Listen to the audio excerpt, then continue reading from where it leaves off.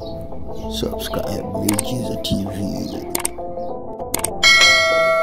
Habari Tanzania, na salim kutokea Jamhuri Tukufu ya Muungano wa Tanzania, kutokea pande za Dar es Salaam, Mtoni Kijiti, headquarter za Miujiza TV. Mimi naitwa Beaver Fresh na hii ni Miujiza Update. Kirumba ndio kodi ya ushindi. Kiungo wa klabu ya Young Africans na timu ya taifa ya Burkina Faso Stefano Aziz Ki anatarajia kujiunga na klabu ya Wydad Casablanca nchini Morocco siku chache zijazo kwa ajili ya maandalizi ya kombe la dunia ngazi ya vilabu. Taarifa za uhakiki zinaeleza kuwa nyota huyo amecheza mchezo wake wa mwisho akiwa na jezi ya Yanga siku ya jana, na muda wowote ataondoka nchini Tanzania kuelekea Morocco. Mjumbe wa kamati ya utendaji wa Young Africans Alex Ngai amethibitisha juu ya taarifa zinazomhusisha kiungo huyo kuondoka klabuni hapo kwenda kutafuta changamoto sehemu nyingine.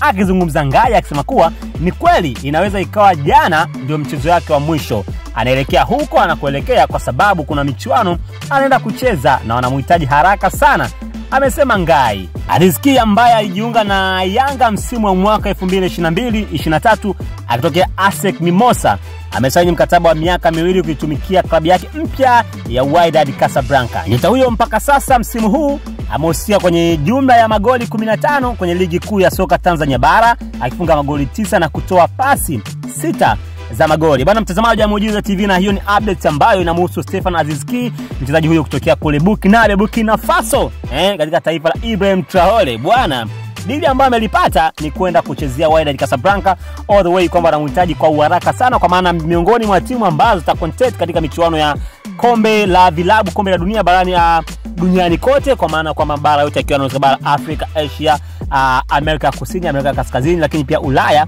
na Afrika. Ndio hivyo ambavyo anamhitaji Stefano Aziz Ki kwa miongoni mwa kikosi cha Wydad Casablanca. Shabiki wa Yanga unasemaje kuondoka kwa mchezaji huyo? Pengine ni pigo kiasi gani kwa mashabiki wa Young Africans pia na timu ya Young Africans? Mimi naitwa Beaver Fresh. Kirumba ndio kodi ya ushindi. Asante kwa Panga Bay, asante pia kwa Mabazon Tanzania, ndio kutoa noma kabisa kwa uzaji wa mabati. Subscribe Miujiza TV.